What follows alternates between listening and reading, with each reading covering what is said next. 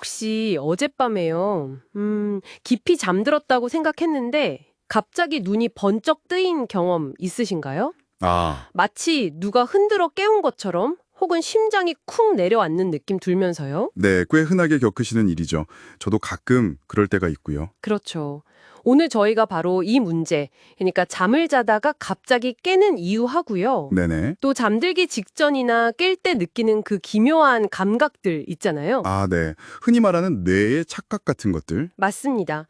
이 현상들에 대해서 오늘 좀 깊이 파헤쳐 보려고 합니다. 보내주신 자료들을 보니까 과학적인 원인들이 잘 설명되어 있더라고요. 네, 맞아요. 단순히 왜 깨지 하는 궁금증을 넘어서 이런 경험들이 사실 우리 수면 건강에 대해 뭘 알려주는지 그 신호까지 한번 같이 짚어보면 좋겠습니다. 좋습니다. 자, 그럼 바로 본론으로 들어가 볼까요? 우리가 밤중에 갑자기 깨는 이유, 이거부터 좀 자세히 알아보죠. 자료 보니까 인간의 자연스러운 수면 주기 때문일 수도 있다고 하던데요. 네, 그게 아주 기본적인 이유 중 하나죠. 우리 잠이라는 게, 그냥 쭉 자는 게 아니잖아요. 네. 약 90분 정도를 주기로 얕은 잠, 깊은 잠, 그리고 꿈꾸는 렘 수면, 이 사이클을 계속 반복하거든요. 아, 90분 주기요? 네. 근데 중요한 게 이 단계들이 딱딱 넘어가는 게 아니라 그 전환되는 시점에 아주 짧게 미세각성 상태가 와요. 이건 지극히 정상적인 겁니다. 미세각성? 그럼 그 짧게 깨는 타이밍에 뭐랄까 주변에 작은 소리나 빛 같은 자극이 있으면 확 깨버릴 수도 있는 거군요. 그렇죠. 예, 예민하신 분들은 특히 더 그럴 수 있고요. 자료에서도 이걸 약간 원시적인 생존 본능? 이런 거랑 연결짓더라고요. 밤중에 혹시 모를 위험을 감지하려고 아주 잠깐 깨는 거죠. 아, 일종의 경계태세 같은 거네요. 흥미로운데요? 네, 오래된 우리 몸의 시스템인 거죠. 근데 요즘은 이런 자연스러운 이유 말고도 잠을 깨우는 게 너무 많아요. 그렇죠. 뭐 시끄러운 소리나 갑자기 밝아지는 빛 이런 외부 요인들. 네, 그런 것도 있고 또 의외로 침실 온도가 중요하다고요. 너무 덥거나 추우면 이 수면 단계가 제대로 진행이 안 돼서 자주 깰 수 있다는 거죠. 아, 온도도 중요하군요. 하긴 너무 더우면 뒤척이 다 깨져. 그렇죠. 그리고 또 내부 요인도 무시 못하죠. 스트레스나 뭐 불안감 같은 거요. 네, 맞아요. 저도 자료 보니까 스트레스 호르몬이 뇌를 계속 좀 깨어있게 만든다고 하던데요. 정확합니다. 뇌가 쉬어야 하는데 계속 긴장 상태에 있으니까 깊은 잠을 못 자고 자주 깨는 거죠. 이게 아주 중요해요. 그래서 잠들기 전에 좀 마음을 편안하게 하는 게 중요하겠네요. 네, 그래서 뭐 명상을 한다거나 가벼운 스트레칭 같은 거 자료에도 나와 있었죠. 그런 이완 요법들이 도움이 될 수 있습니다. 자기 전에 스마트폰 보는 것도 안 좋다고 하고요. 아, 그거 정말 안 좋습니다. 블루라이트 때문에 뇌가 낮이라고 착각해서요. 당연히 잠이 잘 안 오고 자주 깨게 되죠.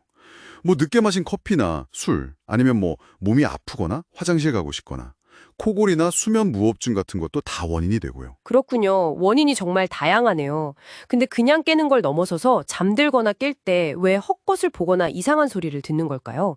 자료 중에 방 안에 누가 서 있는 것 같았다는 분도 계셨는데, 아, 그게 바로 인면기 환각 혹은 출면기 환각이라고 부르는 건데요. 인면기, 출면기.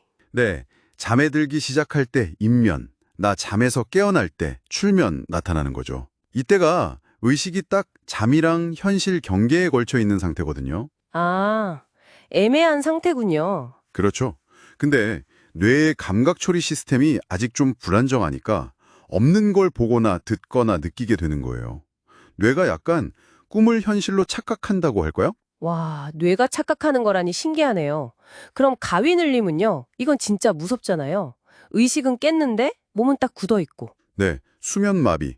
이것도 비슷한 맥락인데요. 특히 렘 수면하고 관련이 깊어요. 렘 수면요? 꿈꾸는 얌? 네. 우리가 꿈꿀 때 꿈 내용을 막 실제로 움직이면 위험하잖아요. 그래서 렘 수면 중에는 우리 몸 근육이 일시적으로 마비가 돼요. 아, 몸을 보호하려고요. 그렇죠. 근데 이 렘 수면 상태에서 의식이 먼저 확 깨버리는 경우가 있어요. 그럼 정신은 깼는데 몸은 아직 렘 수면 상태 그대로 마비되어 있는 거죠. 아, 그래서 몸이 안 움직이는 거구나. 네. 그때 막 누가 누르는 느낌이 들거나 어두운 형체가 보이거나 하는 건 몸이 마비된 이 상태를 뇌가 뭔가 위협적인 상황으로 받아들이거나 아니면 주변의 아주 작은 자극, 뭐 이불 무게 같은 걸 왜곡해서 해석하기 때문일 수 있다고 봐요. 그렇군요. 설명을 들으니 이해가 되네요. 결국 이 갑자기 깨는 거랑 환각이나 가위 눌림 같은 뇌 착각이 다 연결되어 있는 거네요. 네, 아주 밀접하게요.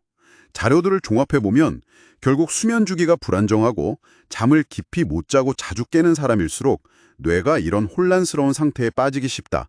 이렇게 볼 수 있는 거죠. 수면의 질이 낮을수록 더 겪기 쉽다는 말씀이시군요. 맞습니다. 대부분은 사실 일시적이고 크게 걱정할 건 아닌데요. 네. 근데 만약에 이런 깨는 거, 환각, 가위 눌림이 너무 자주 반복되고 그래서 낮에 너무 졸리거나 피곤하고 집중도 안 되고 일상생활에 지장이 있을 정도면 네. 그럴 때는 혹시 수면 무호흡증이나 기면증 같은 다른 수면 장애가 숨어 있을 수도 있으니까 꼭 전문가 상담을 받아보시는 게 좋습니다. 자료에서도 만성적인 문제는 위험하다고 강조하고 있었고요. 알겠습니다. 그럼 이런 불편한 경험들을 좀 줄이고 밤에 푹 자려면 어떻게 해야 할까요? 자료들에서 공통적으로 수면 위생을 강조하던데 구체적으로 어떤 방법들이 있을까요? 네, 수면 위생이라는 게 결국 좋은 수면 습관을 말하는 건데요. 여러 자료에서 공통적으로 나오는 중요한 것들이 몇 가지 있죠. 네, 알려주시죠. 일단 침실 환경.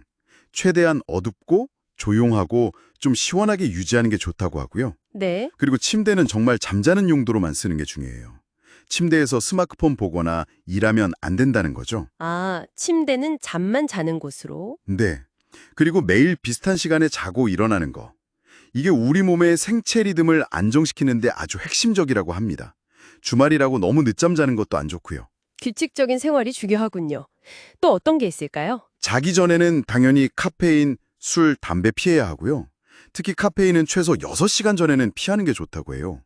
그리고 자기 직전에는 좀 편안하게 이완하는 습관을 들이는 게 좋은데요. 이완 습관이요. 예를 들면요.